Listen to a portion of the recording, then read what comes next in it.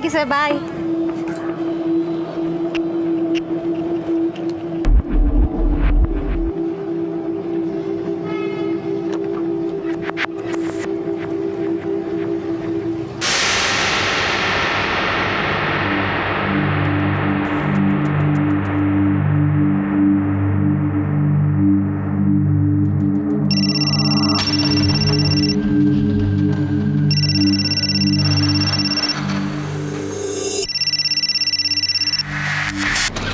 Hello, हाँ mummy.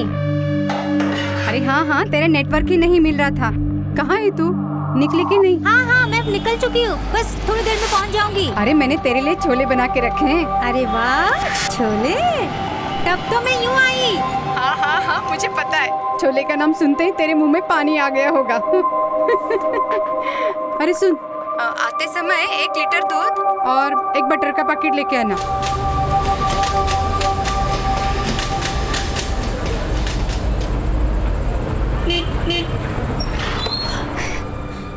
Neha Sharma. जी, आप कौन? क्या हुआ बेटा, कोई मिल गया है क्या? नेहा, क्या हुआ बेटा? नेहा। Hello hello. मुंबई निवासी नेहा शर्मा हमारे घर की ही बहू, बेटी, बहन की तरह एक आम सी लड़की थी, जिसकी जिंदगी घर से ऑफिस और ऑफिस से घर तक ही सीमित थी। लेकिन जिंदगी में खतरा किसी भी कोने पर घात लगाए बैठा हो सकता है, चाहे वो जिंदगी खास हो या फिर नेहा शर्मा जैसी आम। आखिर क्यों एक आम परिवार का एक आम दिन एक बुरे सपने में बदल गया?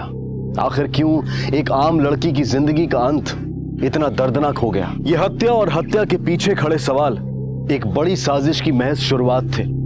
इस केस को सॉल्व करना पुलिस के लिए एक बड़ी चुनौती बनने वाली थी।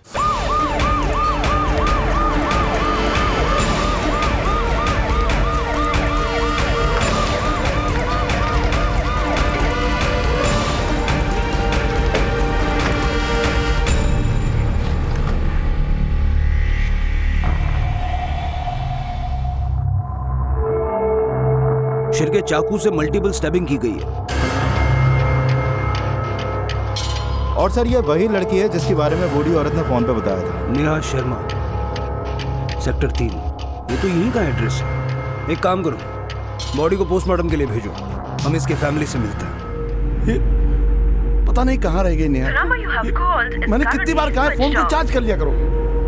मैं एक काम करता हूँ, मैं रास्ते में देख के आता हूँ, शायद दूध देने में देरी होगी। पर फोन पर तो ये हाँ, वो ठीक है। मैं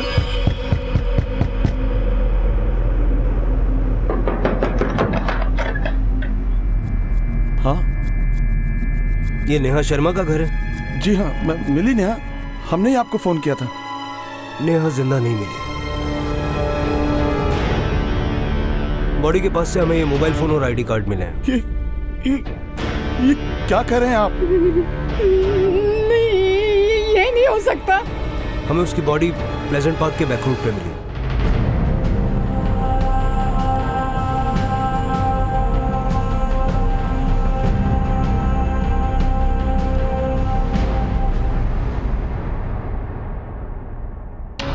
सर, ये रही पोस्टमार्टम रिपोर्ट। सर, खूनी ने नेहा को बहुत बेरहमी से मारा था और मरने से पहले नेहा ने बहुत स्ट्रगल भी किया था सर, और उसकी उंगली भी उसी के बाद काटी गई थी। एक बात तो साफ है शिरके, ये किलर कोई प्रोफेशनल नहीं है, वरना अपने विक्टिम को मारने में इतनी स्ट्रगल क्यों करते? सर, मरने के बाद नेहा की उंगली को काटना बड़ा अजीब सा। I mean, अगर कोई नेहा को लूटने के लिहाज से मारेगा तो उसके गले में पड़ी सोने की चेन को क्यों छोड़ जाता?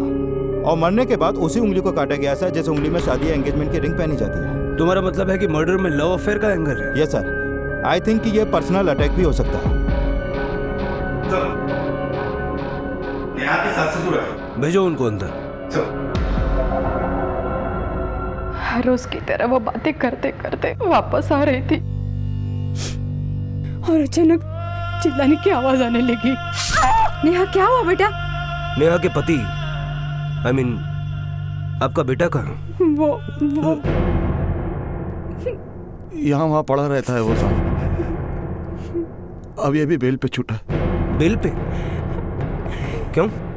क्या किया उसने? इंसान की आदत और उसकी किस्मत। दोनों उसकी फितरत से जुड़ी होती और इसी में हमारा बेटा सबसे पीछे था। नेहा जब हमें मिली तो हमें लगा उसे शादी करके हमारा बेटा सुधर जाएगा। इतने दिन हो गए, काम छोड़ दिया क्या? अब क्या धूप में पसीना सुखाने के लिए जाऊं? दुनिया समझदार हो गई है और आज की डेट में कोई भी इंश्योरेंस नहीं खरीदता है। सुरेश, बेचने वाले तो इंश्योरेंस क्या मिट्टी भी तक बेच देते हैं। घर में पैसे नहीं है, तुम कब समझोगे अपनी जिम्मेदारियां? अगर मुझसे जरूरतें पूरी नहीं हो पा रही हैं तुम लोगों की तो खुद से कर लो। सुरेश साहब, सुरेश तो अपना खून होकर भी अपना नहीं रहा और नेहा तो बहू के रूप में हमारे लिए बेटी समान थी। वो तो हमारे लिए सुरेश तक के नहीं सुनती थी। मरने के बाद ये पैसा कहाँ लेकर जाओगे? क्या करोगे? कुछ भी करूंगा पर तुझे नहीं दूंगा और तेरी अय्याशी के लिए सालों से किया हुआ एफडी नहीं तुड़वाऊंगा मैं। और मुझे सब पता है तू कोई बिजनेस नहीं करने वाला है। अरे तो मत तो, मरने के बाद हाथ भी नहीं लगाना ऐसे पैसे से। थूकने तक नहीं आऊंगा मैं। अरे दूसरों के बाप पता नहीं क्या क्या करते हैं अपने बच्चों के लिए, थोड़े से पैसे नहीं दे सकते? एक फूटी कौड़ी नहीं दूंगा तुझे। दिन रात निकम्मों की तरह घर में पड़ा रहता है और मेरी जिंदगी भर की कमाई को उड़ाना चाहता। अरे वो तो दूसरे माँ बाप की तरह होते ना तो तेरे ऐसे निकम्मे और मनहूस को घर में रखना मुश्किल था। मनहूस हूँ मैं? मनहूस हूँ? सटिया गया है? सुरेश, सोचना भी मत। जिन्होंने तुम्हें जिंदगी दी है उनके ऊपर हाथ उठाओगे तुम? और ये सब करके मुझे मजबूर मत करना कि मैं पुलिस को बुला लाऊं। उम्मीद तो यही थी कि वक्त के साथ साथ वो बदल जाएगा, संभल जाएगा, अपनी जिद छोड़ देगा। पर कुछ काम ऐसे होते कि वक्त के साथ बढ़ते नहीं है। अरे कहाँ लेके जा रही है? इंस्पेक्टर साहब, अरे क्या किया इसने? अंकल, आपका बेटा एक नंबर का फ्रॉड है। नकली नामों पर इंश्योरेंस कराता है ये। अब तक अपनी कंपनी को लाखों का चूना लगाया इसने। ले चलो जाए। अरे साहब सुनो, मेरी बात तो लीजिए। सुनिए तो सही। इंस्पेक्टर साहब, मेरा बेटा। इस वक्त ये सुरेश कहाँ होगा? उसका एक दोस्त प्रॉपर्टी डीलर है, अक्सर वो उसके ऑफिस में पड़ा रहता है।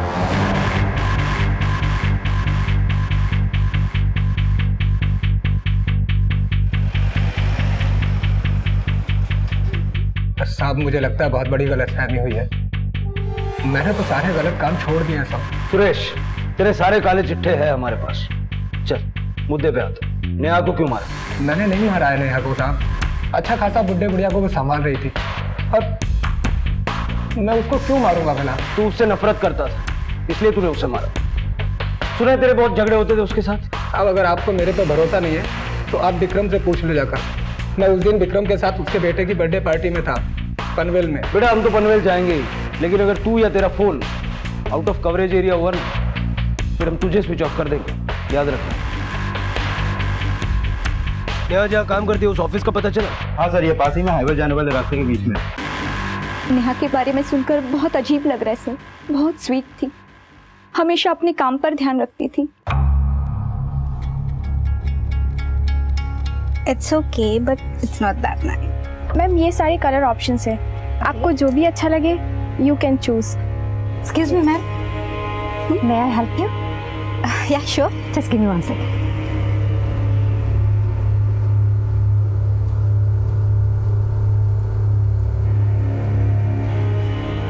लेकिन इसकी वजह से कुछ लोग नाखुश भी थे। कौन थे वो लोग जो नाखुश थे? पूनम, नेहा से पहले वही यहाँ की बेस्ट सेल्स गर्ल थी, लेकिन जब से नेहा यहाँ आई थी तब से पूनम फीकी पड़ गई थी। और हद तो तब हो गई जब नेहा यहाँ की सेल्स टीम लीडर बन गई। सर, ये लीजिए मिठाई। साक्षी, प्रमोशन के लिए बहुत बहुत बधाई हो Neha. Thank you. Welcome. Poonam, ये लो मिठाई खाओ। लो ना।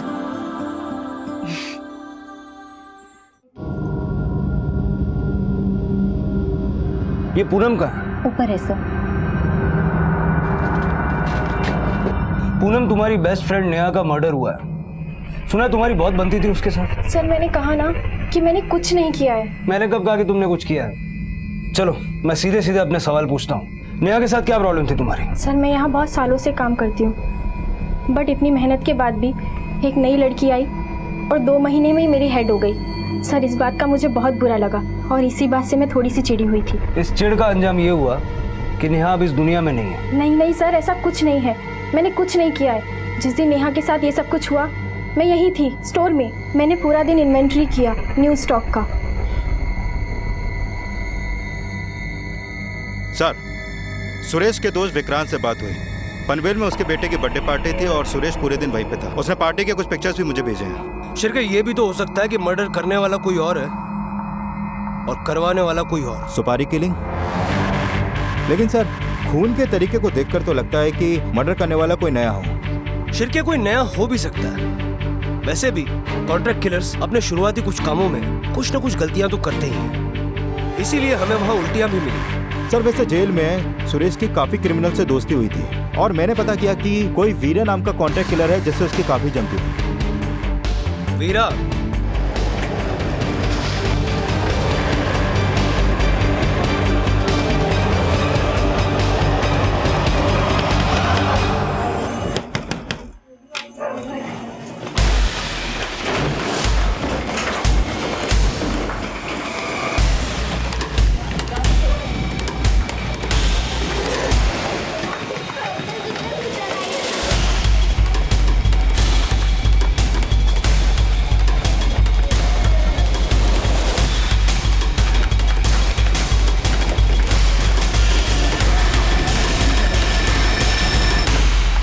मैं कुछ नहीं किया साहब, मेरे को काहे के लिए पकड़े साहब? सच सच बोल, नेहा शर्मा का मर्डर किया ना तुम? उंगली क्यों काटी उसकी? सुपारी ली थी तूने? सुपारी लिया रहता तो मैं आप लोग के आने का इंतजार थोड़ी करता साहब। सब मैं किसी नेहा को नहीं मारा साहब। तेरे अलावा एरिया में कितने कॉन्ट्रैक्ट किलर्स हैं? सबके नाम चाहिए। सब मजाक कर रहे हो क्या? अगर ऐसा किया तो अब तक की सबसे बड़ी सुपारी मेरे नाम की होगी साहब। ऐसा नहीं किया ना तो सुपारी, कत्था, चूना सब चखा दूंगा, समझा? सब यार इस लड़की की सुपारी अगर तुम लोगों में से किसी ने भी दी है तो भी बोल दो, वरना तुम लोगों को उल्टा लटकाकर इतना मारूंगा कि देख के लगेगा किसी ने पान खा के थूका है। दे डंडा।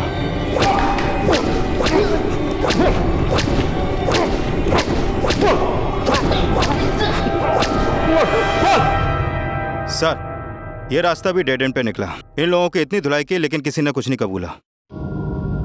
शिरके, कॉन्ट्रैक्ट किलर्स मर्डर करने के बाद हवा की तरह गायब हो जाते हैं। और दूसरी बात ये कि ये जो मर्डर है इसका तरीका ये सजेस्ट करता है कि मर्डरर ने इससे पहले एक मच्छर भी नहीं मारा होगा।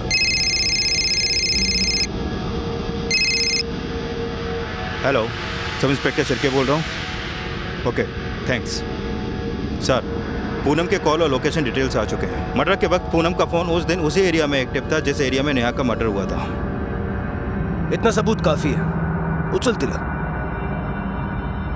पूनम, तुमने कहा कि मर्डर वाले रोज तुम स्टोर में थी, फिर तुम्हारा फोन बाहर टहलने कैसे गया? सर, मैं बाहर गई थी लेकिन सिर्फ 30 मिनट के लिए। इतना वक्त तो बहुत होता है किसी को मारने के लिए।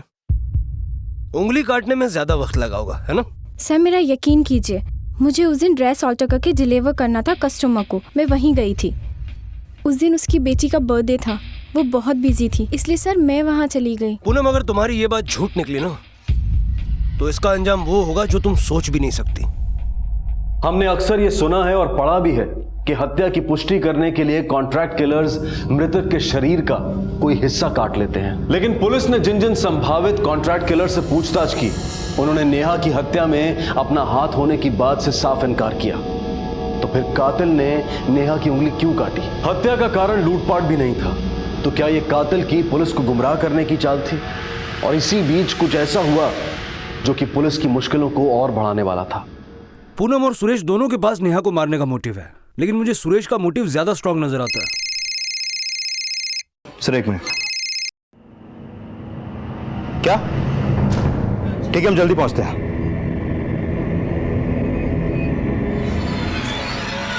किसने फोन किया था? सर, ये दोनों यहाँ से गुजर रहे थे जब इन्होंने बॉडी देखी। साहब, हम नेहा भाभी को तो पहले से जानते ही थे और आसपास में ही रहते हैं। नेहा? शिरके, इसका नाम भी नेहा है। इसके बाएं हाथ की उंगली भी कटी हुई है। It's not a coincidence. Body को पोस्टमार्टम के लिए भेजो और एरिया का चप्पा चप्पा छान मारो। ये केस अब और भी उलझ चुका है।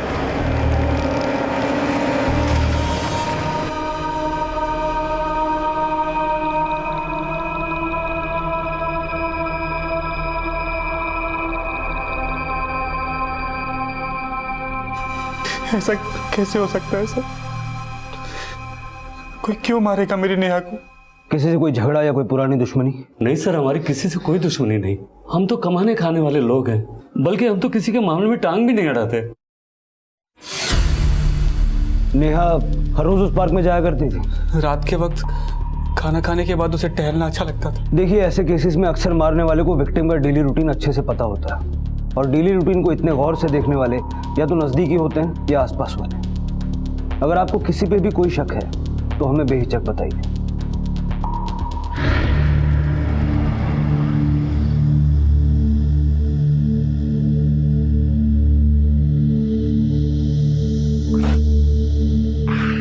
शिरके, 2 मर्डर्स, 2 नेहा शर्मा, दोनों को मारने का स्टाइल सेम, दोनों की वही उंगली काटी। अगर ये कोई साइको किलर है तो क्या इसे नेहा शर्मा नाम से नफरत है? ऐसे तो हजारों नेहा शर्मा होंगे। पर सर, पिछले मर्डर में विक्टिम की बॉडी पे स्ट्रगल के निशान ज्यादा थे, पर इस मर्डर में विक्टिम की बॉडी पे स्ट्रगल के निशान काफी कम है। मतलब तुम ये कहना चाहते हो कि ये मर्डर सिर्फ हमें भटकाने के लिए किया गया है? नाम के अलावा इन दोनों के बीच कोई कनेक्शन नहीं?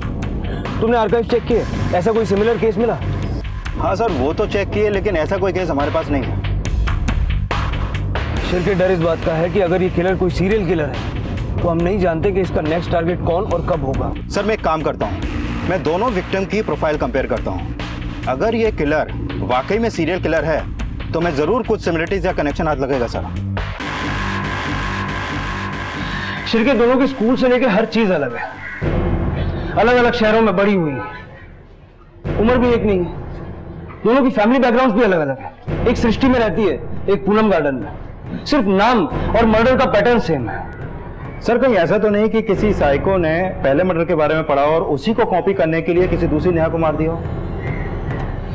शिरके, जब तक हमें अपनी इस दूसरी विक्टिम के बारे में और इंफॉर्मेशन नहीं मिल जाती तब तक किसी भी कंक्लूजन पर पहुंचना बहुत मुश्किल होगा। एक काम करो, इसकी नौकरानी को बुलाओ। अक्सर घर वाले जो बात छुपाते हैं वो उनके घर में काम करने वालों को पता होती है। साहब, ये सब उनके घर का मामला है, मैं क्या बोलूं? ये मामला किसी के घर का नहीं, मर्डर का है, इसलिए जो जानती हो सब बताओ, ज्यादा सोचने की जरूरत नहीं है। साहब, वो नेहा मैडम का उनकी देवरानी के साथ जमता नहीं था।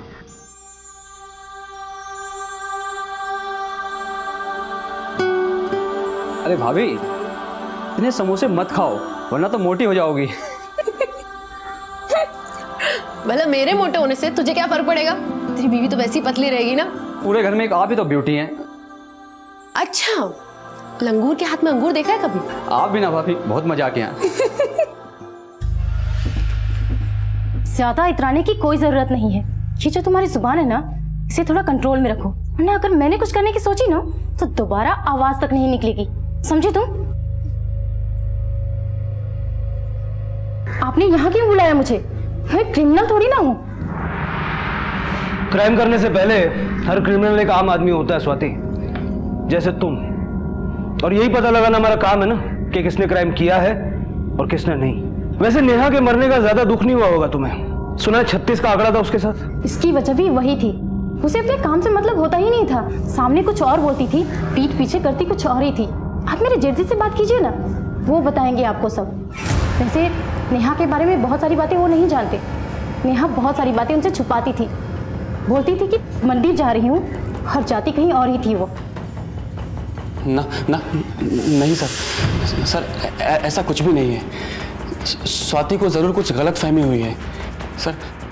नेहा मुझसे बहुत प्यार करती थी, वो मुझसे कभी कुछ नहीं छुपाती थी। इनफैक्ट हम दोनों एक दूसरे से बहुत प्यार करते थे सर।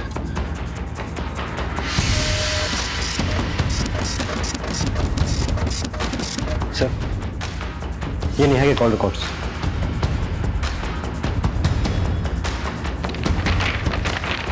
सर, नेहा के रेगुलर लोकेशन डिटेल्स के मुताबिक वो शांतिनगर जाया करती थी। शांतिनगर? Yes sir.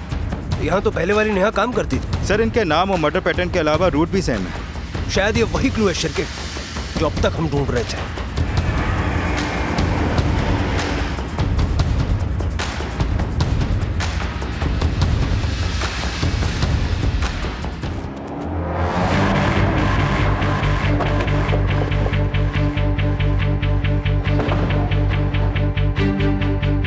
शिरके,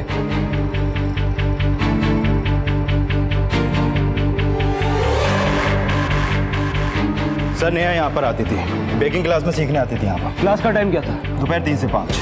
इसी वक्त तो पहली नेहा स्टोर से अपने घर जाती थी। शिरके, इस दूसरी नेहा ने ये बेकिंग क्लास वाली बात अपने फैमिली से छुपाई क्यों होगी?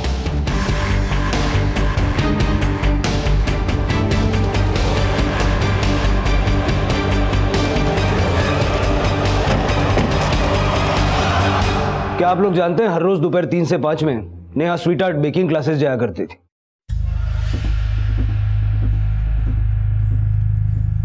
मुझे मीठा खाना बहुत पसंद है।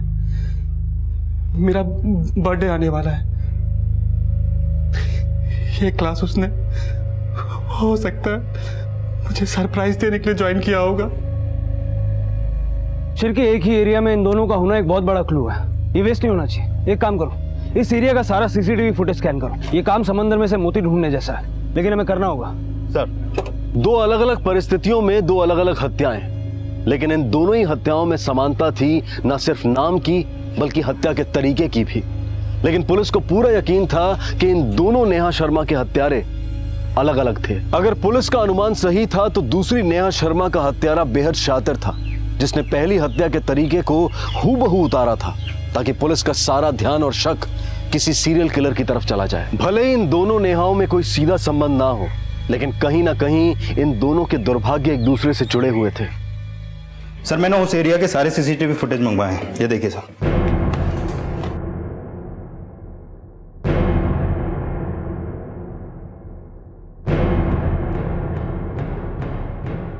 ये देखिए सर।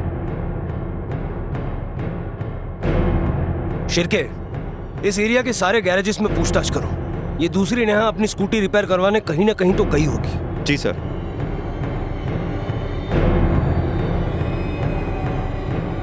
सर, उस दिन नेहा यहाँ पर आई थी, उसकी स्कूटी का स्पार्क प्लग खराब हो गया। शिरके, ये सब सिर्फ एक कोइंसिडेंस नहीं है, जरूर कुछ कनेक्शन है जो मिसिंग है। एक काम करते हैं, इस मिसिंग कड़ी की तलाश बेकिंग क्लास से करते हैं।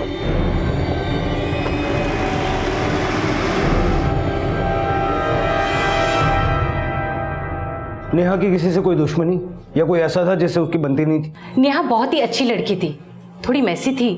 आई थिंक तो वो कभी बना ही नहीं पाई परफेक्टली, मगर किसी भी स्टूडेंट के साथ उसे कोई प्रॉब्लम नहीं थी। लेकिन हाँ, हमारा एक स्टूडेंट है सैम, थोड़ा स्ट्रेंज है। स्ट्रेंज मतलब? उसका नेहा से क्या लेना देना? जी, वो अक्सर नेहा के बगल की सीट पर ही बैठता था और सिर्फ नेहा से ही बात करता था। एक दिन नेहा के बगल में कोई और स्टूडेंट आकर खड़ा हो गया, उसने उसे हटा दिया वहाँ से। और जब से नेहा की मौत के बारे में पता चला है, वो क्लास में नहीं आया है और ना ही हमने उसे देखा है। रहता कहाँ है सर? मनोरी में सर।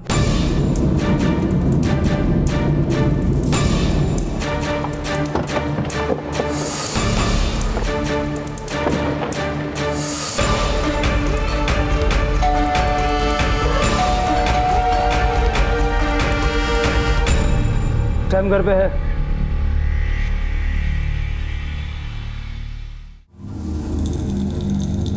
मैं तो जानता था कि आप आएंगे, बट इतनी जल्दी आएंगे ये पता नहीं था, वरना मैं केक थोड़ा जल्दी बना लेता। सैम, तुम्हारी बेस्ट फ्रेंड नेहा को किसी ने मार दिया है। ये खबर सुन के तुम्हें बुरा नहीं लगा? बुरा नहीं लगता तो क्लास जाया करता, यहाँ घर पे नहीं मिलता। नेहा तुम्हारी बेस्ट फ्रेंड थी ना, उसके अलावा तुम किसी से बात नहीं करते थे? केक से ज़्यादा स्वीट थी वो सिर्फ मुझसे बात करती थी, बाकी सबकी तरह इग्नोर नहीं करती थी। सैम, प्लीज मेरी मदद करो ना, तुम्हें तो अच्छे से आता है। देखो ना, मुझसे तो हो ही नहीं रहा।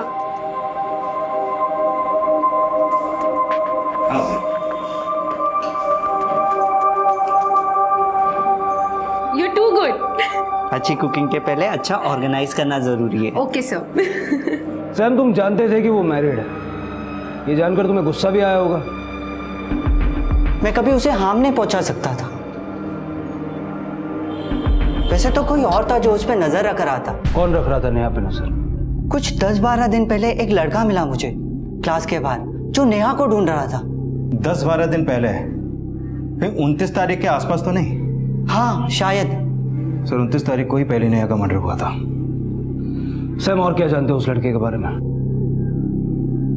बस मैं क्लास के अंदर जा रहा था और वो बाहर खड़ा था, और इतने में ही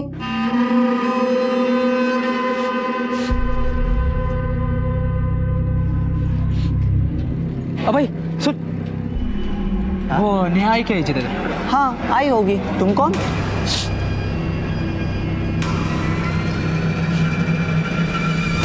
शिर की बुद्धि थोड़ी मंद है इस लड़के की। सर मुझे तो ये लड़का ही अजीब लगा, तो मुझे तो पूरा डाउट है कि कहीं इसे नहीं तो नेहा को नहीं मारा। नहीं शिर के, मुझे नहीं लगता इसने कुछ किया होगा।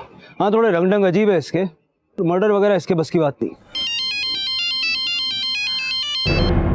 हाँ बंडिया बोल, क्या खबर है? क्या साहब, नंबर सेव है अपना? बेटा तेरी पूरी कुंडली मेरे पास है, जल टाइम पास मत कर, खबर बोल। वो अपना पंटर याद है, नेहा की केस वाला, उसका हस्बैंड। कौन? सुरेश? हाँ वही साहब, वो दूसरी नेहा के घर के आगे पीछे घूम रहा था। अब कौन उतना दूर पेट्रोल लेने जाता है? हाँ अब आप तो समझदार हो साहब। अच्छा साहब एक और बात बोलना था, जिस पार्क में दूसरी नेहा की बॉडी मिली थी ना साहब, उधर ही सुरेश नौकरी लेने को ट्राई कर रहा था। चल ठीक है सर, पंड्या का फोन था, सुरेश दूसरी वाली नेहा के घर के आसपास दिखा है, और नेहा की लाश जिस पार्क में मिली थी वो वहीं पे जॉब के लिए ट्राई कर रहा था। शिर के एक काम करो, इस सुरेश को 3-4 चक्कर थाने के कटवाओ, थाने में भी करने के लिए बहुत काम।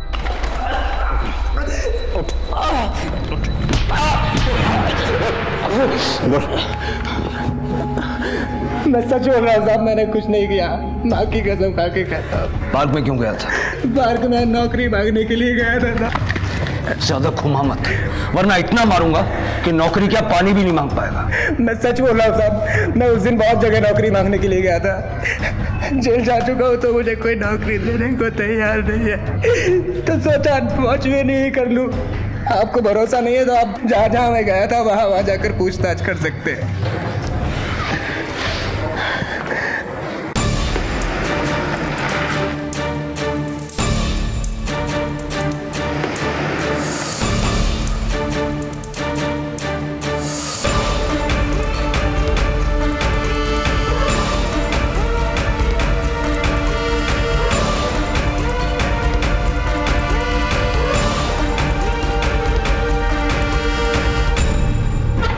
सर मैंने हर जगह पूछताछ की, ये सुरेश उन सारी जगहों पे काम मांगने गया था। शिरके तो क्या ये मान लिया जाए कि सुरेश ने ये दोनों मर्डर्स नहीं किए हैं?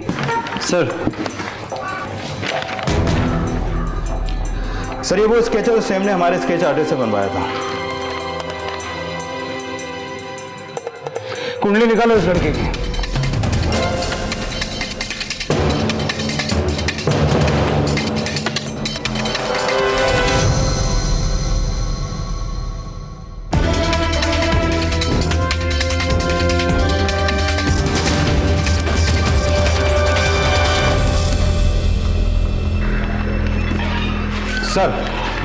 सर विलेपाले पुलिस स्टेशन में मेरी बात सब इंस्पेक्टर निनाद कामत से हुई है।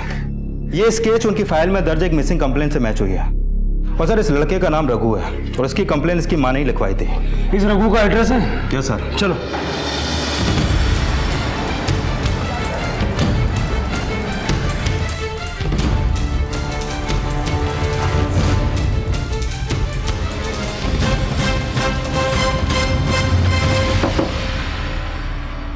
सब रघु का कुछ पता चला?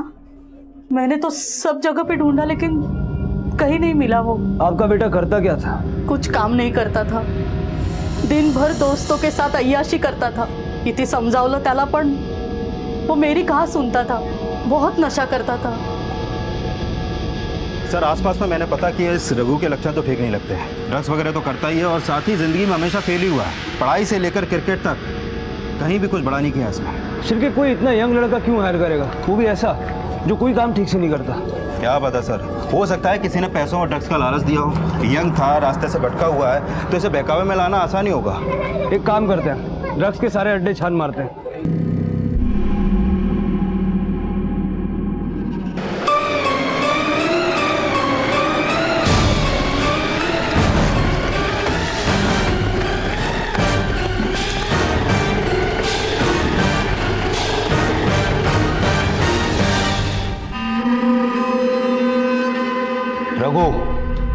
रघु, शिरके इसकी हालत बहुत खराब है, लगता है विड्रॉल सिम्टम्स है। पहले इसके मेडिकल ट्रीटमेंट का इंतजाम करो, उसके बाद आगे बात की जाएगी। सर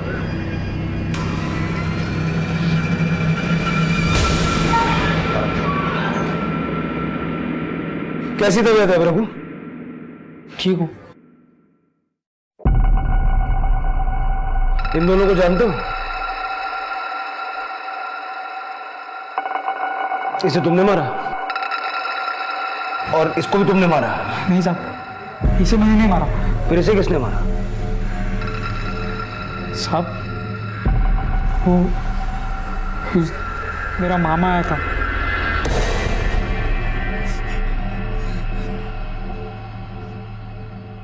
रघु, क्या बात है रघु? पैसे चाहिए? हाँ, पैसे जल्दी। पैसे तो नहीं है अभी मेरे पास। पैसे नहीं है। पैसे, अरे छोड़ छोड़ ना। आ सकते हैं, बहुत सारे पैसे आ सकते हैं, इतने पैसे कि फिर कोई कमी नहीं होगी। काम बताओ, काम बताओ। करेगा? पक्का करेगा? तो सुन,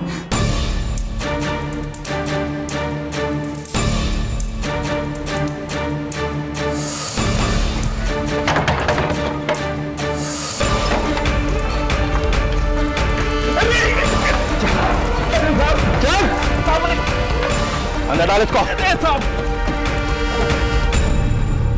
मैं तो टैक्सी ड्राइवर हूँ साहब, पिछले 4 साल से सेठ की गाड़ी नहीं चला रहा। तेरी पूरी कहानी सुनने में मुझे कोई इंटरेस्ट नहीं है, सीधा क्लाइमैक्स पे आ।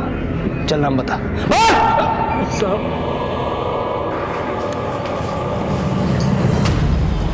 चल अंदर, पुलिस स्टेशन जाने का वक्त आ गया। जो खेल तूने शुरू किया था ना, वो अब खत्म हो चुका है। चल। हाँ, उसे सुपारी मैंने ही दी थी। 4 साल से मेरे लिए काम कर रहा था। अच्छा तावड़े जी, अगर कोई बहुत खास काम करवानी हो तो किससे करवाएं? साहब ये तो काम पर डिपेंड करता है। काम है क्या वैसे? काम थोड़ा रिस्की और इलीगल है, लेकिन पैसे मुंह मांगे मिलेंगे। साहब ये मेरा भांजा है रघु। हो जाएगा ना? 100% हो जाएगा। ले लो, बाकी का काम होने के बाद, पर होशियारी से करना।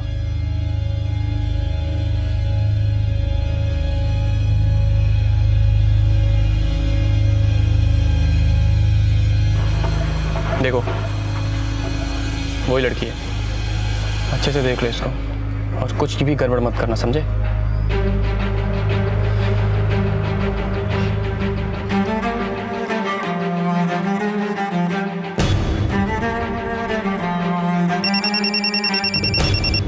हेलो। हाँ हाँ नेहा, तुम निकल चुकी हो? हाँ मैं निकल गई, बस पहुंच रही हूँ।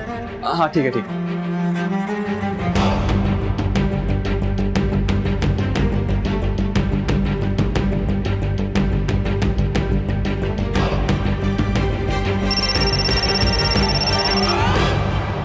हेलो रघु, हाँ सुन, वो निकल चुकी है।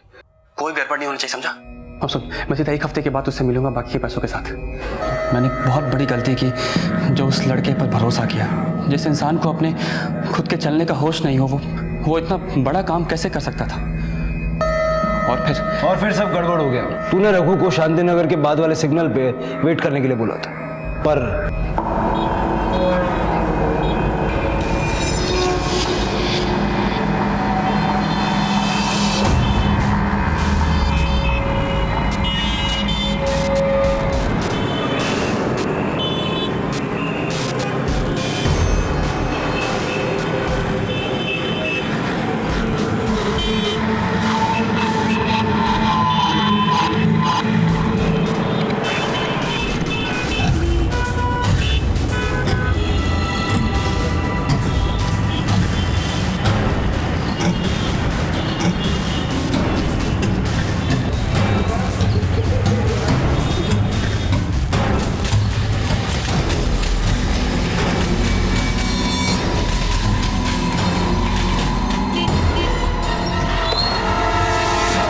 शर्मा जी, आप कौन? उंगली का काटना काम होने का एक सबूत था जो रघु तेरे लिए लाया। पहला मर्डर तो तूने रघु से करवाया, लेकिन दूसरे मर्डर के लिए तो किसी कॉन्ट्रैक्ट किलर को सुपारी दी होगी ना तूने। चल नाम बता। उसने जो गलती की वो मुझ पर बहुत भारी पड़ा, इसलिए मैंने सोचा कि अब मैं किसी और पर भरोसा नहीं कर सकता।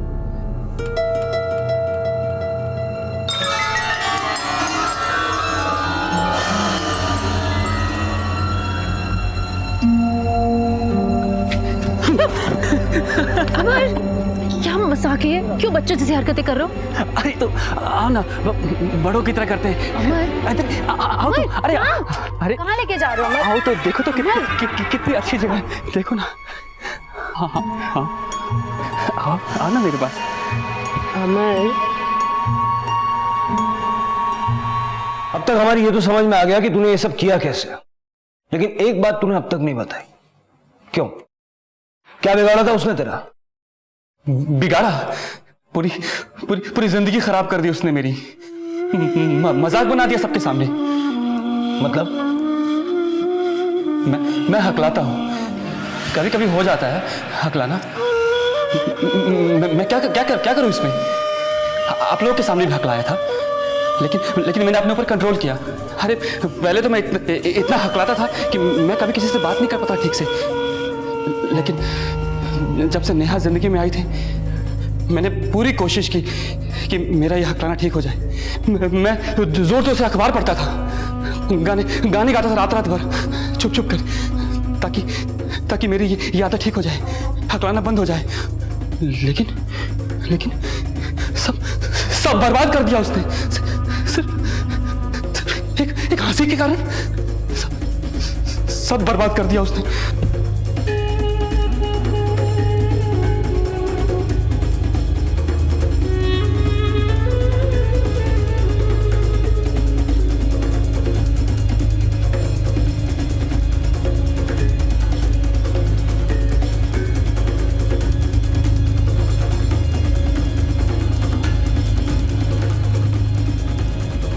कुछ नहीं कह सकते। कैसे हैं आप? बस ठीक है।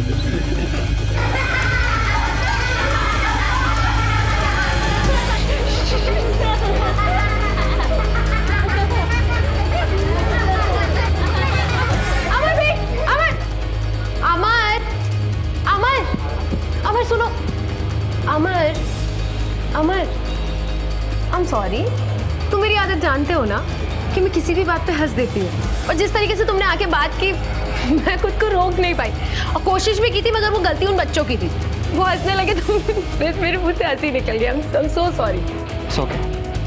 चले अंदर। सॉरी, अब मैं पक्का नहीं हंसूंगी।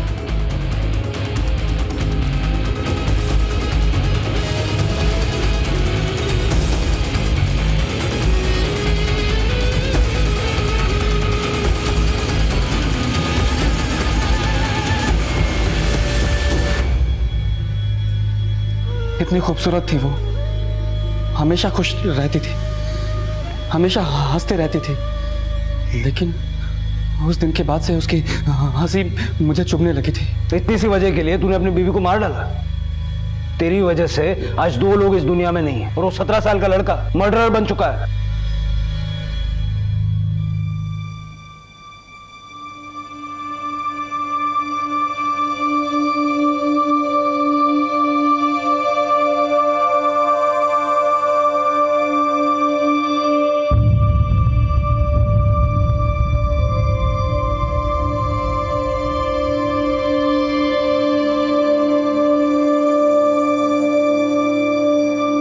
अब आप लोग आइए और माता रानी की आरती लगाइए। माता रानी की, माता रानी की। हमको भी हमारा हिस्सा चाहिए। मत बोल, मूर्ति हमको मिला था। आइडिया तो हमारा था ना। मूर्ति में से बहुत बदबू आती थी। सर, इस मूर्ति में से किसी औरत के बाहर निकल रहे हैं। किसी औरत को मार के उसकी मूर्ति बना। इसके छज्जे पे मिला, बिल्कुल वैसे ही है जैसे उस मूर्ति पे था। बोल, और किसको मारने की प्लानिंग कर रहा था? बोल।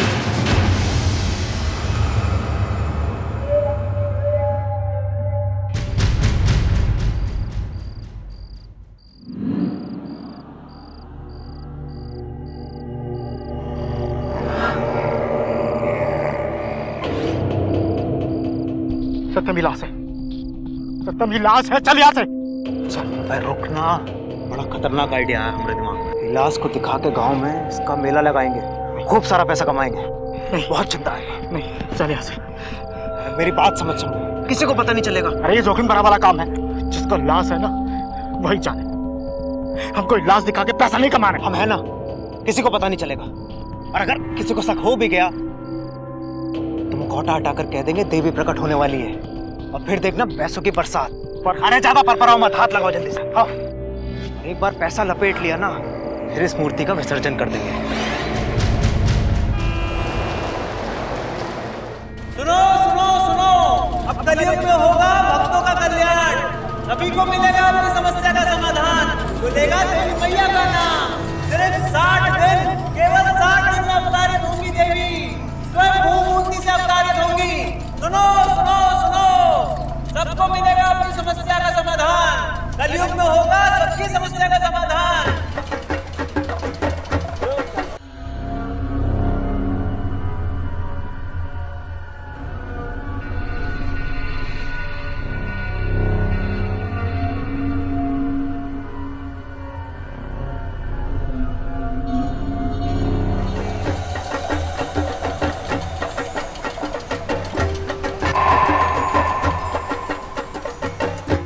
बोलो देवी मैया की, देवी मैया की।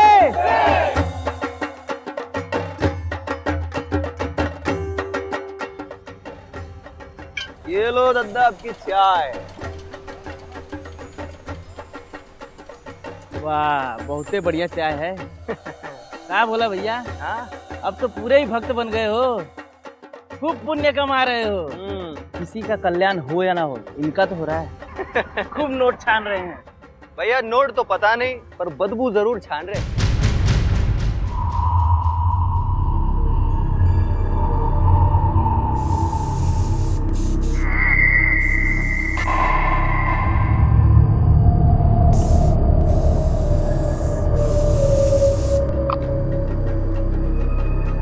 भाइयों, कल रात को माता रानी हमको दर्शन दिए हैं और एक ठो बात बोले हैं कि माता रानी आपकी निष्ठा और भक्ति से बहुत प्रसन्न है, और साथ ही साथ आप लोगों के दुखों को देखते हुए बहुत दुखी भी है। माता रानी बहुत जल्द प्रकट होंगी आपकी दुविधाओं का नाश करने के लिए। तो माता रानी की, माता रानी की। तो भाइयों, अब आप लोग आइए और माता रानी की आरती लगाइए। देखिए, हमने आप लोगों के लिए माता रानी को 1000 के नाटों का माला चढ़ाया है। अब जो मुझसे बन पड़ेगा वो मैं जरूर चढ़ाऊंगा। माता रानी की, माता रानी की। ये हमारे तरफ ना भाई ना, हम कोई पंडित पुजारी तो है नहीं, हम तो माता रानी के सेवक हैं और पूरी जिंदगी माता रानी की सेवा में गुजारनी है। आपके चढ़ावे को तो हम हाथ नहीं लगाएंगे। अरे महाराज, काहे पंडित जी को पाप लगा रहे हैं? ये धान पेटी नहीं देख रहे हैं? ये इसमें चढ़ाइए ना। हाँ, जाइए जाइए। अरे आप सब भी आइए, चढ़ावा लगाइए। आइए आइए आइए। माता रानी की, माता रानी की।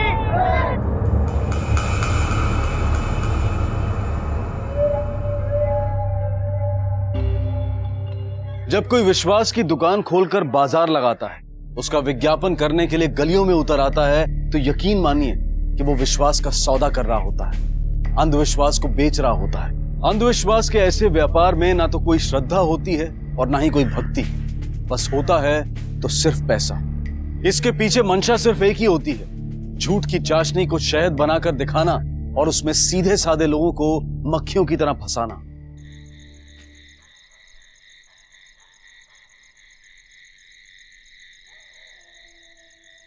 हमको भी हमारा रास्ता चाहिए। ये कौन सा सोना? किस सोने की बात कर रहे हो? रंगों की बस्ती में किसी की हैसियत है सोना चढ़ाने की? है? साला सोना खुद हड़प जाओगे। बहानेबाजी मत कर, मत बोल मूर्ति हमको मिला था। हाँ मिला था, तो काव उखाड़ने लगे तुम।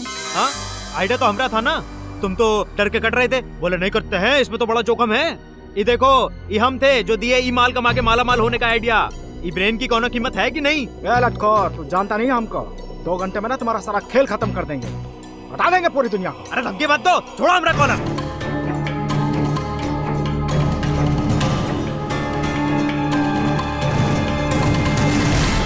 हेलो दरोगा बाबू,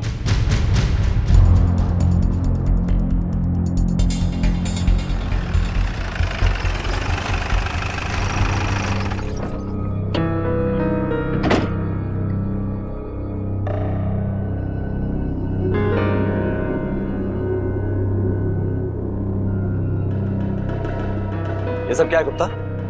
यहाँ तो कोई भी नहीं है, पूरा पंडाल खाली है। लेकिन सर फोन करने वाले ने यही जगह बताई, कोई चाय वाला।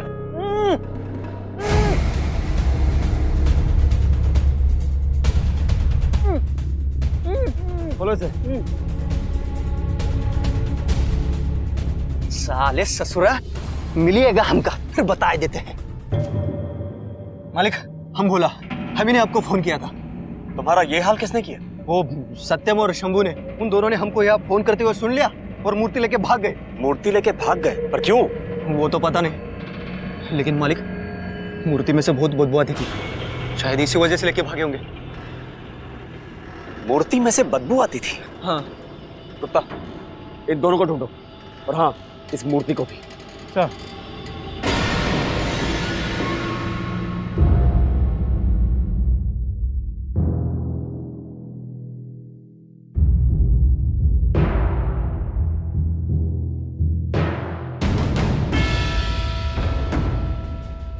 गुप्ता, तुम इसी मूर्ति की बात कर रहे थे? हाँ सर, यहाँ के मछुआरों से पता चला। आराम से, आराम से, आराम से खींचो।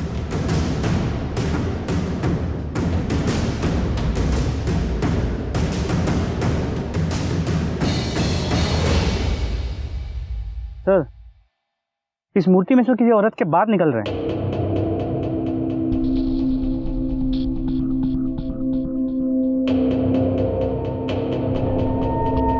माय गॉड, किसी औरत को मार के उसकी मूर्ति बना दी है। भोला, तुम इसी मूर्ति की बात कर रहे थे? हाँ मालिक, यही तो है देवी माँ की मूर्ति। गुप्ता, इसे फॉरेंसिक लैब भेज दो, ध्यान से और बहुत आराम से। सर। और हाँ, अब तक आप लोग देवी समझ के जिसकी पूजा कर रहे थे, देवी मैया के, वो देवी भी नहीं है, लाश है, डेड बॉडी। अब जरा सोच के बताइए कि पिछले कुछ दिनों में, पिछले हफ्ते में इस गांव से या इस गांव के आसपास के इलाके से कोई औरत लापता हुई है? अच्छा, इस गांव में और गांव के आसपास के एरिया में मूर्ति कौन बनाता है, यह भी नहीं मालूम? अच्छा भोला, ये सत्यम और शंभू मेला लगाने के अलावा और क्या काम करते हैं? मालिक, ये शंभू तो फेरी वाला है, बच्चों का फ्रॉक सब बेचने का काम करता है, और ये सत्यम ब्लॉक में सरकारी कागज बनाने का दलाली करता है। गुप्ता, एक काम करो, जिस भी गांव वाले के फोन में सत्यम, शंभू या मूर्ति की फोटो मिले, उसे एविडेंस के तौर पे कलेक्ट कर लो।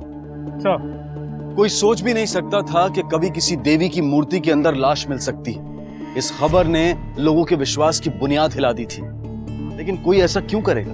क्या किसी लाश को ठिकाने लगाने के लिए मूर्ति महज एक जरिया थी, या फिर किसी लावारिस लाश को उठाकर मूर्ति में डाल दिया गया था ताकि देवी के प्रकट होने की बात फैलाकर लोगों से पैसा ऐंठा जा सके? पुलिस के सामने ऐसे कई सवाल थे, और वो जुटी थी शंभू और सत्यम की तलाश में। जी जी सर, ओके सर, यस।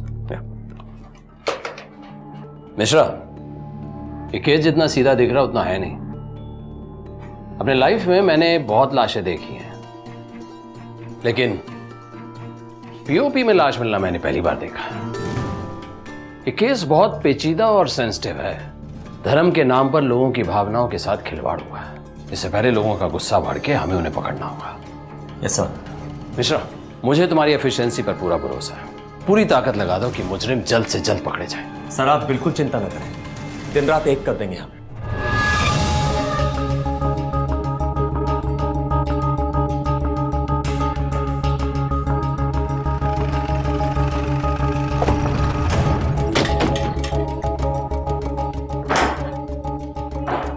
घर का कोना कोना छान मारो। सर। जी सर।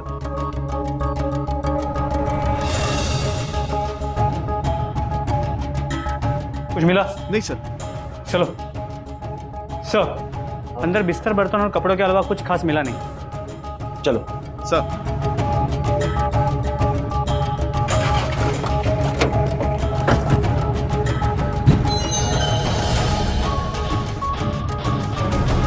ढूंढो। सर।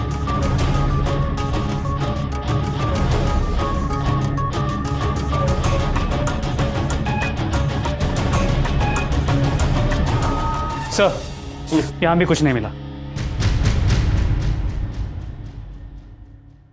सर, उन दोनों के बारे में कोई ठोस जानकारी नहीं मिल पाई। दोनों की फोटोज को आसपास के सभी पुलिस स्टेशन भेज दिए। और सभी खबरियों को भी काम पे लगा दिया। पिछले 2 या 3 महीने में किसी औरत की मिसिंग कंप्लेंट है कि ये भी चेक करने के लिए कहा है। गुड। देखो गुप्ता, इस केस में कोई भी गलती नहीं होनी चाहिए। सर हो सकता है सत्यम और शंभू ने किसी का मर्डर किया और लाश को ठिकाने लगाने के लिए पीओपी की मूर्ति का रूप दे दिया। हाँ हो सकता है, लेकिन सोचने वाली बात यह है कि अगर मर्डर इन दोनों ने किया है तो मर्डर करने के बाद इन दोनों ने मेला क्यों लगाया? अच्छा क्या तुम वही रुको। सर, नारायण चक गांव के बाहर एक झोपड़े में सत्यम को देखा गया। गाड़ी निकाल।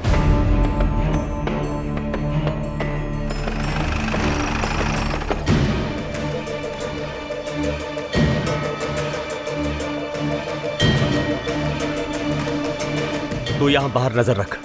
चलो।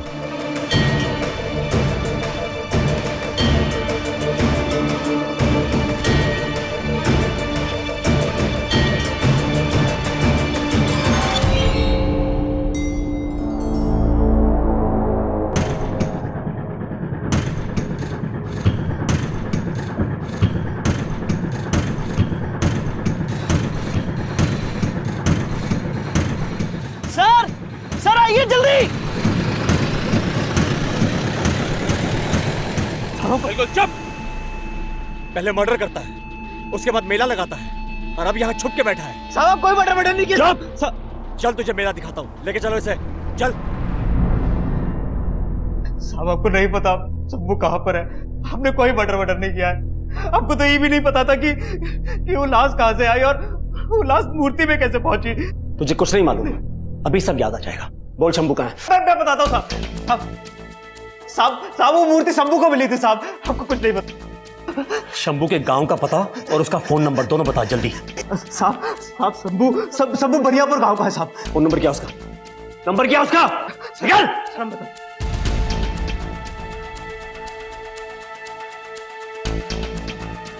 ये नंबर काम नहीं कर रहा है, कृपया नंबर जांच लें। गुप्ता एक काम करो, इस शंभू के सारे कॉल रिकॉर्ड बाहर निकालो and most important last location क्या थी पता करो। सर मैं भी देखता हूं तेरा ये शंभू कब तक बिल में छुप के बैठा रहता है, समझा तू?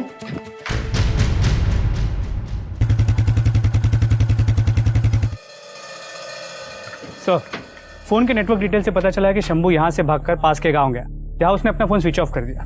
फिर उसके 1 घंटे बाद बेहतर स्टेशन के पास उसका फोन फिर से एक्टिव हो गया। यानी कि ट्रेन पकड़ के भाग गया।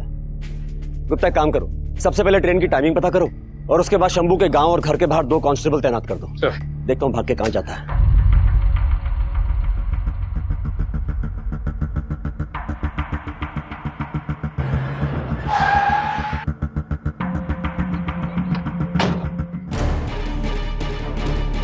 रुक! ए शंभू रुक! रुक!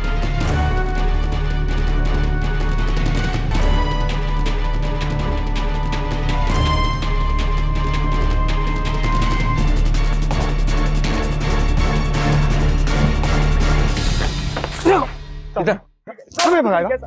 हमें भगाएगा? कुछ नहीं किया। ए पकड़ क्या इसमें? ए चेक कर इसको। सच बोल रहे साहब, हम कुछ नहीं किया साहब। कुछ नहीं किया साहब, कुछ नहीं किया साहब। चल ए उठा इसको। ए चल साहब कुछ नहीं किया। बोल साहब कुछ नहीं किया साहब। आपने किसी को नहीं मारा साहब। किसी को नहीं मारा साहब? तू ऐसे नहीं बोल। गुप्ता बोल। सब बता दे साहब, हम कबूल करते थे साहब। हम मूर्ति का इस्तेमाल करके लोगों के अंधविश्वास का फायदा उठाते थे साहब। सत्यम उस दिन चढ़ावे के बंटवारे में बेईमानी करने लगा था सब। हमारा झगड़ा हो गया, भोला ने सब कुछ देख लिया और बात आप तक पहुंच गई। और इस काम के लिए तुमने किसकी आहुति दी? साहब हमने किसी को नहीं मारा साहब। सब वो आरा का होलसेलर है, वहां से माल लेकर लौट रहे थे सब। ये सत्यम भी कोनो काम से लौट रहा था साहब। सबका सबसे बहुत जोर कर लगा था सब। रामपुर के पास हमने बस रुक पाई और सब हम पेशाब करने के लिए उतरे थे सब। अरे यार इतना लंबा सफर, साला अब जाके बस रोका है। सब झाड़ियों के किनारे हमने मूर्ति देखा था। सत्यम वो क्या है? बहुत सुंदर था साहब।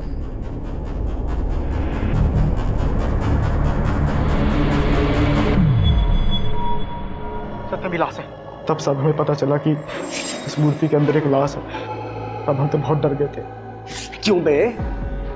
तुमको हमारी शक्ल पे लिखा है कि हम पखलौल हैं, कि तुम कोई भी कहानी बनाओगे और हम मान जाएंगे। अब मैं आखिरी बार पूछ रहा हूं, सच सच बोल, सच बोल वरना यही पुलिस स्टेशन में तेरी मूर्ति बना दूंगा। बोल, तुमने किसको मारा और मार के मूर्ति में डाल दिया? बोल।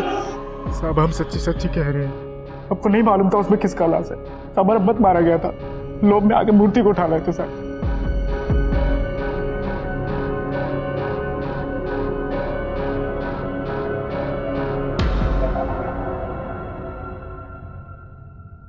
सर, कोई लीड?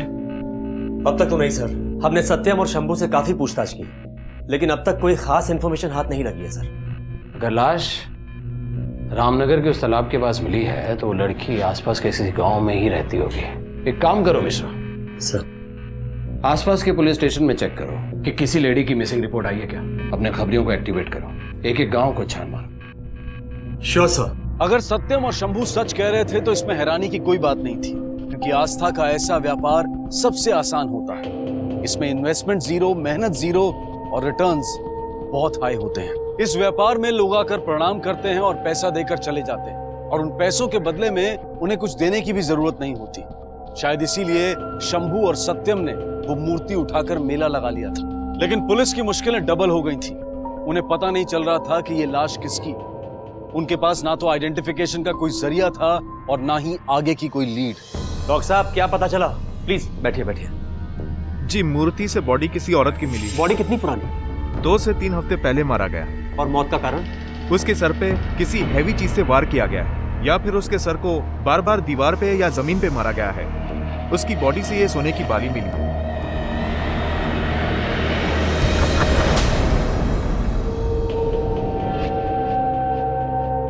जब लोग गुमराह करते हैं तो बेजान चीजें राह दिखाती हैं। जी सर।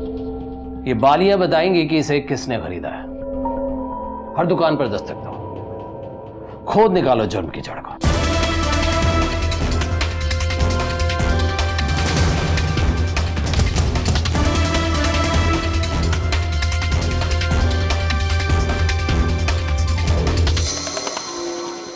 हाँ सर, ये बाली हमारे यहाँ की है। खरीदी किसने थी? कोई रिकॉर्ड है तुम्हारे पास? जरूर होगा सर, 1 मिनट दीजिए।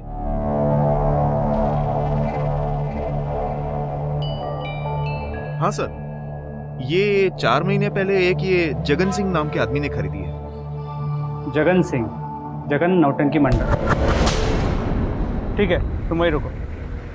सर, खबरी ने बताया कि नौटंकी का मालिक जगन अभी वही है। तारका सुरकावर नाम की किसी नौटंकी की ड्रेस रिहर्सल कर।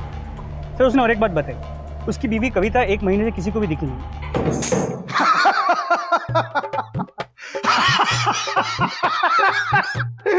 तारकासुर हूं मैं, तारकासुर हूं। हमें छोड़ दीजिए। तेरा बात तो निश्चित है। पीछे देख, पुलिस। अब तो तेरा बात एकदम निश्चित है। बस बस हो गया तुम्हारा। हम भी यहाँ पे एक असुर को ही ताड़ने आए। जगन कौन है? मैं हूं साहब। आओ जरा, तुमसे पूछताछ करनी है। आओ।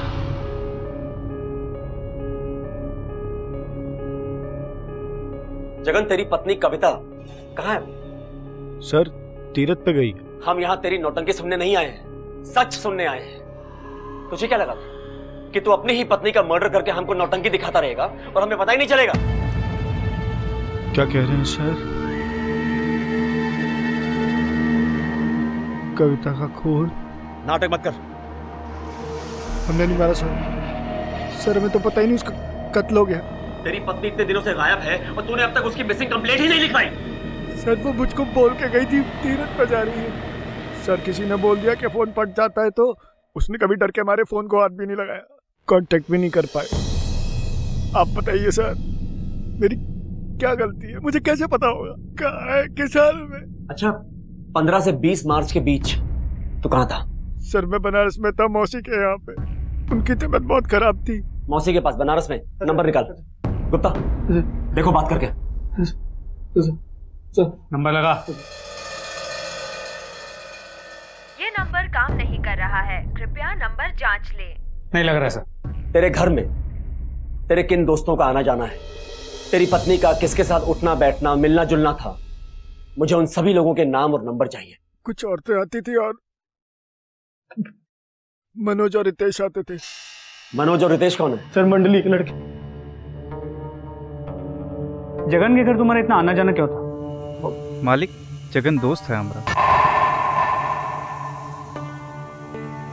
तो दोस्ती खातिर चाय चूय पीने को जाना आना होता था बस। और ये कविता, ये कैसी औरत थी? साहब बहुत नेक दिल औरत थी, और हमारी तो बहन जैसी थी। बहन? जी सर, कविता हमारी एकदम बहन की तरह थी।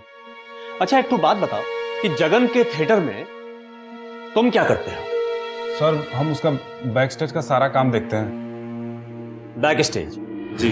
मतलब कि प्रॉपर्टी हुई, मूर्ति हुई, मुखौटा हुआ, ये सब संभालते हो ना? जी सर, और मुखौटा और मूर्ति का काम जगन खुदे देखते हैं। अच्छा तुम लोग तो कलाकार आदमी हो, तो पेंटिंग उंटिंग तो आराम से बना लेते होगे। मेरा मतलब है कि मूर्ति हुआ, मुखौटा, ये सब बनाना तो तुम लोग के बाएं हाथ का खेल होगा। नहीं सर, हम इतना बड़ा कलाकार थोड़े ना है। अच्छा मर्डर उर्डर तो आराम से कर ही लेते होगे। सर पता नहीं आप क्या जानना चाहते हैं, लेकिन कविता बहन के मौत के साथ हमारा कोनो ताल्लुकात नहीं है। ठीक है जाओ।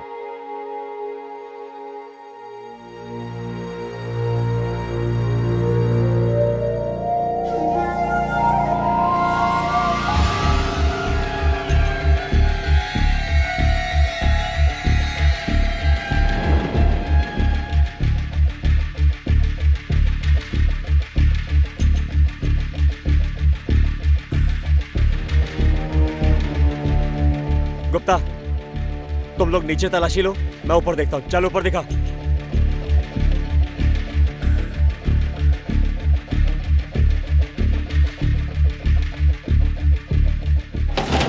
क्या बे, तेरी बीवी का परमानेंटली जाने का प्रोग्राम था क्या? तेरे घर में तेरी बीवी का एक भी कपड़ा नहीं है। सर कुछ दिन पहले से पेस्ट कंट्रोल करवाया था, सारे कपड़ों में बदबू थी, इसीलिए धोबी को दे दिया। तेरा पूरा खेल मेरी समझ में आ रहा है। तेरी बीवी इतने दिनों से गायब है और तूने उसकी मिसिंग कंप्लेंट नहीं लिखवाई। तुम्हारे घर में तुम्हारी बीवी का एक भी कपड़ा नहीं है और तुम कहते हो कि धोबी के पास है। अब अगर मैं धोबी के पास जाऊंगा तो वो मुझे किसी के भी कपड़े दिखा के बोल देगा कि तुम्हारी बीवी के कपड़े हैं, है ना? अबे मर्डर की प्लानिंग बहुत अच्छी की तूने, एकदम तुम्हारी नौटंकी की कहानी की तरह। लेकिन तू एक बात भूल गया जगन, अगर तेरी नौटंकी की कहानी में मुझ जैसा एक कैरेक्टर होता ना तो तू ऐसा गुनाह कभी नहीं कर पाता। पुलिस को जगन का कैरेक्टर शुरू से ही संदेशपद लग रहा था। कोई अपनी पत्नी से 1 महीने तक बिना संपर्क के कैसे रह सकता है? तो क्या जगन झूठ बोल रहा था? और अगर वो झूठ बोल रहा था तो क्या उसी ने अपनी पत्नी कविता का खून किया था? और अगर वो झूठ नहीं बोल रहा था तो जगन और कविता का रिश्ता बड़ा ही विचित्र था। सर सभी से पूछताछ कर ली, कुछ हाथ नहीं लगा, लेकिन ये मनोज और रितेश अचानक से गायब हो गए। दोनों के फोन्स भी स्विच ऑफ हैं। क्या? एक काम करो गुप्ता, पूरी फोर्स लगा दो, इन दोनों को फटाफट ढूंढो, और हाँ इन दोनों का नंबर भी सर्वेलेंस पे डाल दो। सर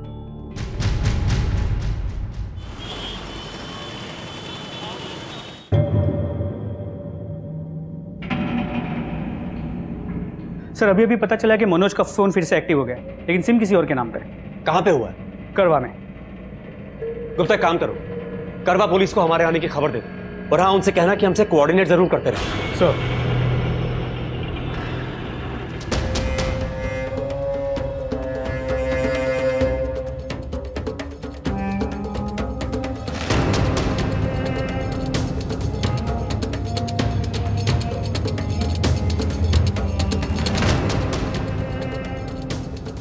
कौन सा? हाँ ये बंदा। उठ। तू कौन है? जी बोलिए साहब। पक्का यही नंबर ट्रैक हुआ है? हाँ सर ये नंबर। फोन दिखा। ये फोन कहाँ से मिला तुझे? जी साहब यहीं के पास के दुकान से सेकंड हैंड में खरीदा है। चल बता कौन सी दुकान से लिया? चल लेके चलो इसे। सर ये एक आदमी बेच के गया था। इस तस्वीर को देखो, क्या ऐसे आदमी ने बेचा था? हाँ सर यही था। कुछ अंदाजा है कि ये आदमी इस समय कहाँ मिलेगा? सर उसका तो नहीं पता। तुमको उसके बारे में कोई भी खबर मिलती है सीधा मेरे को फोन कर। जा। जी सर। क्या अपडेट है मिश्रा? सर मनोज का फोन ट्रैक तो कर लिया है, लेकिन मनोज ने फोन किसी और को बेच दिया सर। मिश्रा आजकल फोन की लत ऐसी है कि दिल धड़कना बंद हो जाए लेकिन फोन बजना बंद नहीं होता। अगर उसने पुराना फोन बेचा है तो जाहिर है नया मोबाइल और सिम कार्ड भी खरीदा होगा। पैसे तो थे उसके पास, क्योंकि उसने कविता की लाश से गहने नहीं निकाले थे। ऐसा करो 50-60 किलोमीटर के आसपास जितने भी गांव हैं जहां मोबाइल और सिम कार्ड की शॉप है वहां से सिम कार्ड के नए एप्लीकेशन फॉर्म कलेक्ट करो और एक एक फॉर्म को चेक करो।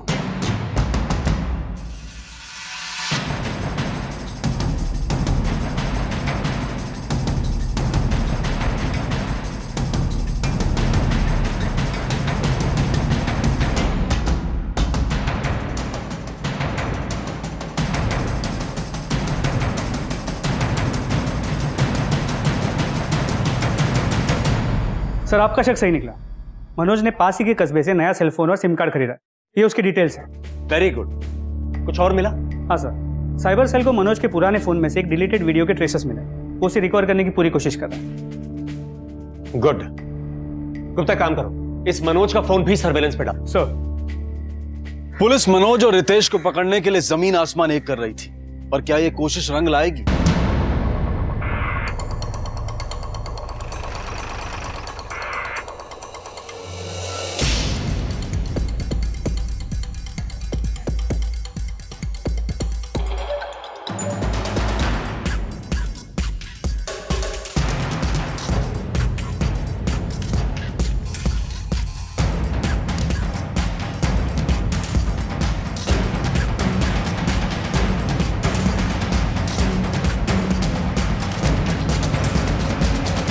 कहाँ भाग रहा है बे? कहाँ भाग रहा है? पकड़ो, लेके चलो उसे। बस साहब, बस साहब, हमने कुछ नहीं किया साहब, हमने कभी तक नहीं मारा। अगर तुमने कुछ नहीं किया तो भागा क्यों? अपना फोन क्यों बेचा और एकदम से नंबर क्यों ऑफ कर दिया? साहब गाय मारे के कभी तक तो अपनी बहन जैसी थी साहब। बहन जैसी? अरे साहब हम का बताएं, उस कविता का ना चरित्र कोनो ठीक नहीं था। बहुत सारे चक्कर थे उसके, और ये बात उसके पति को भी पता था, पर उसने कभी कुछ नहीं कहा। क्या कविता के गैर मर्दों के साथ संबंध थे? और क्या ये बात जगन को पता थी और उसी ने कविता का खून कर दिया? पुलिस पुख्ता सबूत ढूंढ रही थी।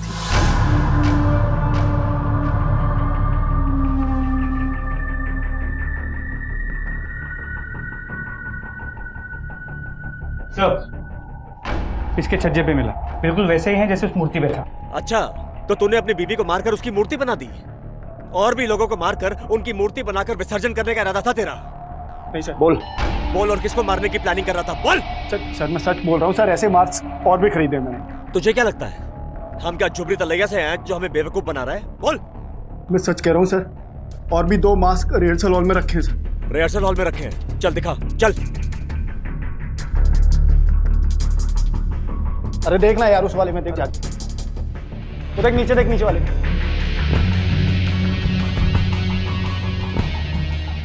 कहाँ गया यार मास्क? अरे मुझे क्या पता, मैं तो सिर्फ यहाँ पर नाम का इंचार्ज हूँ। कोई भी आता है सामान लेकर चला जाता है और रजिस्टर भी मेंटेन नहीं करता सर। चल वहाँ देख। हाँ देखता हूँ मैं।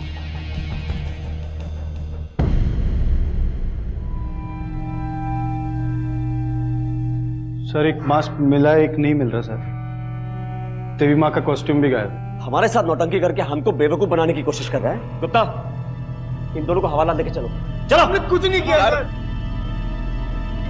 अरे यूपी हिले, बलिया हिले, पटना हिलेला। भैया कुछ खाए कोई का? जाओ कुछ खाए के। बहुत गर्मी है भाई।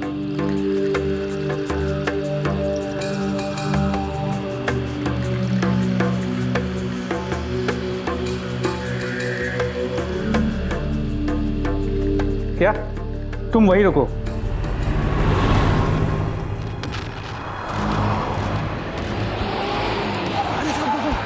ये रहा।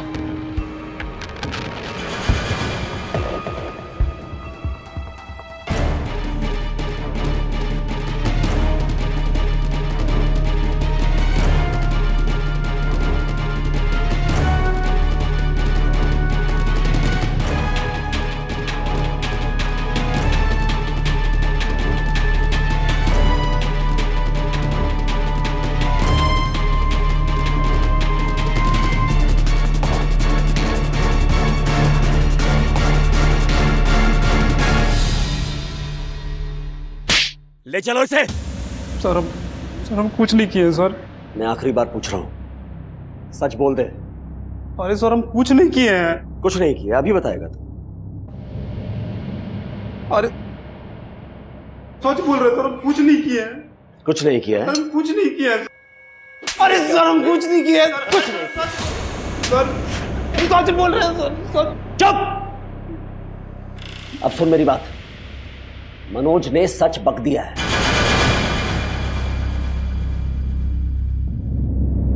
अब ये कुछ नहीं किया बंद कर और सच बोल। बोल! सच बोल रहे सर, हम कुछ नहीं किया है। क्या मनोज और रितेश ही कविता के असली कातिल हैं? या कविता का पति जगन है उसका असली हत्यारा? पुलिस को जगन पर शक तो था, लेकिन वो पुख्ता सबूत ढूंढ रही थी। और तभी हेलो, हाँ बोलो। अच्छा ठीक है, ओके सर। फोरेंसिक लैब से फोन था, मोबाइल की वीडियो रिकवर हो गई। गुड। बहन जैसी थी।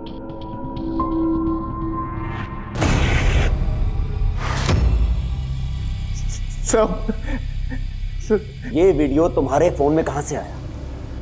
बोल! साहब हम कोई कत्ल नहीं किए सब, हम बस रितेश के साथ दिए थे साहब। रितेश का साथ दिया था? क्या साथ दिया? क्या साथ दिया रितेश का तुमने? कविता बहुत खूबसूरत थी साहब, इसीलिए रितेश हमेशा उसके पीछे लगा रहता था। सब पसंद हम भी करते थे, लेकिन हमारी कभी हिम्मत नहीं हुई उसके पास जाने की। लेकिन रितेश साहब पता नहीं कौन से मिट्टी का बना था, एकदम पागल ही था साहब। हमेशा उसके नजदीक जाने की कोशिश करता था। और एक दिन साहब वो कविता को बाजार में अकेले पकड़ लिया और अपने दिल का बात कह दिया।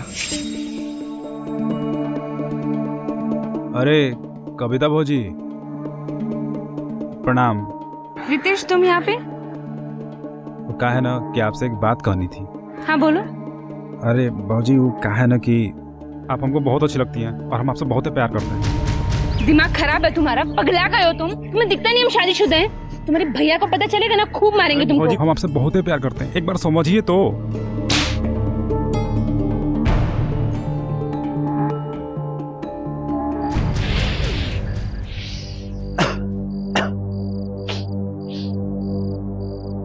खाली ये कविता अपने आप को समझती का है, सबके सामने हमको थप्पड़ मारी है ना, छोड़ेंगे नहीं ससुरी को। अरे दूर रहे मर्दे, अरे काहे इतना सोच रहे हो, जाने दो ना। काहे बे, तुमको भी तो में बहुत इंटरेस्ट है ना? पागल हो गए क्या? कुछ भी बोल रहे हो तुम तो। अरे राजा झूठ मत बोल। अच्छा सुन, हमारा पास एगो प्लान है जिससे हम दोनों के साथ मजा कर सकते हैं।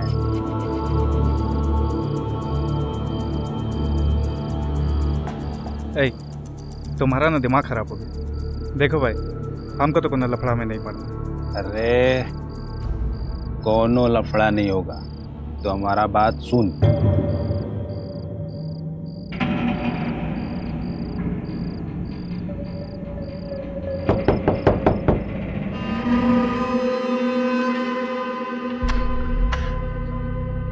भाभी नमस्ते।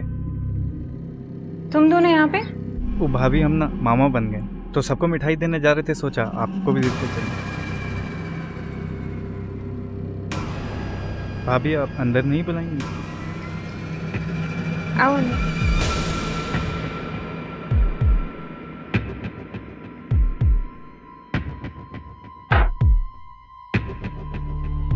भाभी आज हम बहुते खुश, लीजिए पेड़ा खाइए।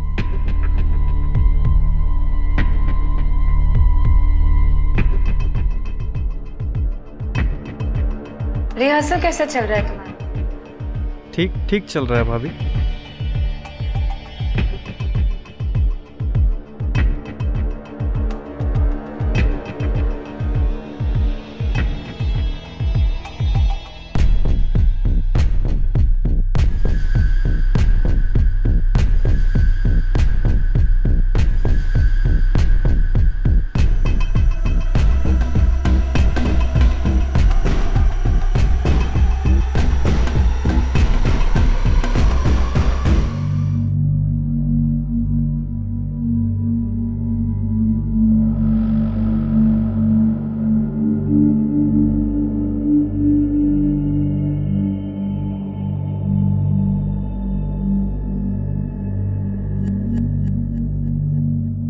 शुरू में तो बहुत ही चुप थी, फिर बाद में उल्टा हमी को धमकाने लगी।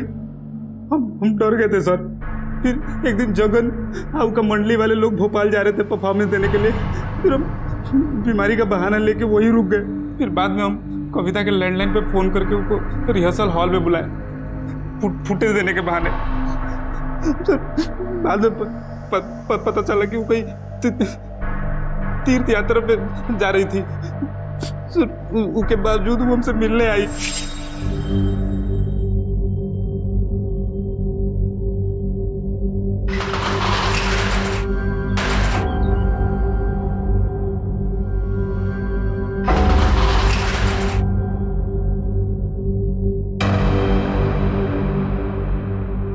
हमको हमारा वीडियो दो।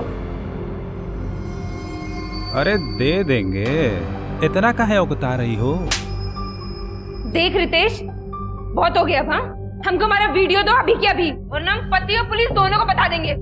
साली धमकी दे रही है हमको, धमकी दे रही है। अभी तेरा सारा वीडियो ना लेके हर जगह फॉरवर्ड कर देंगे। तुमको जिसको भेजना है ना भेजो। हमारा पति क्या कहता है, दुनिया वाले क्या कहते हैं, हमें कोई फर्क नहीं पड़ता। पर तुझ जैसे नीच को ना तुम्हारी हैसियत ना दिखा के रहेंगे, देखना। अरे अच्छा सुन सुन सुन सुन सुन सुन, ले ले पकड़, अपना वीडियो पकड़, ठीक है? ये वीडियो तो हमको मिल गया है, इसका मतलब ये नहीं कि तुम बच जाओगे। तुम्हें बहुत शौक है ना औरतों की इज्जत के साथ खेलने का। अब तुम्हें हम ऐसी सजा दिलवाएंगे ना कि किसी को मुंह दिखाने के लायक नहीं रहोगे तुम। रुक,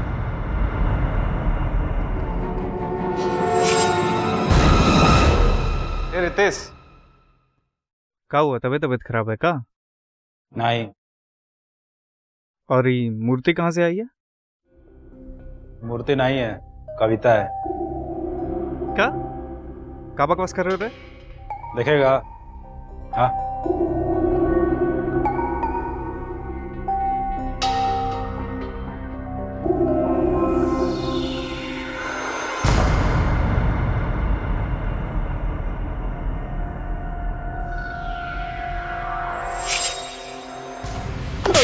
सर माफ करिए सर। दोस्त बोलता है अपने आप को, शर्म आनी चाहिए तुझे। सबसे पहले अपने दोस्त की पत्नी की इज्जत पे हाथ डालता है, बाद में उसी की जान ले लेता है, और जान लेने के बाद उसकी मूर्ति बना के उसे सड़ने के लिए फेंक देता है। तो जैसे घटिया और घिनौने आदमी को जितनी सजा दी जाए वो कम है।